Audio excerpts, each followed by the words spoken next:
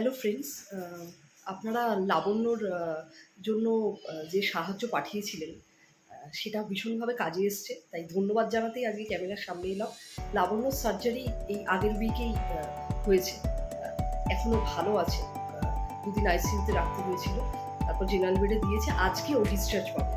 তো সেই জন্যই সেই খবরটা দিতেই আপনাদেরকে আসা, এবং আমাদের যে লাইভ শোটা হয়েছিল যেটাতে অনেক মানুষ এসছিলেন সেই শোটা অ্যাটেন্ড করতে, এবং যেটার মাধ্যমে যে ফান্ডিংটা ওঠে সেটা লাবণ্যর মা শ্রাবণীর হাতে তুলে দেওয়া হয়েছিল।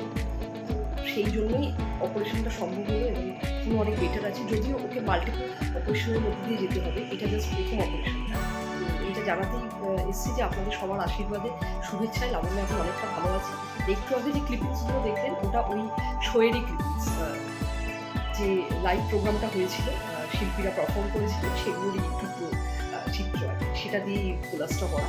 আর এরপরে যে ছবিটা দেখবেন, এখন লাবণ্য সার্জারির পরে কেমন আছে সেই ছবি আমি আপনাদের সাথে শেয়ার করছি। Thank you so much.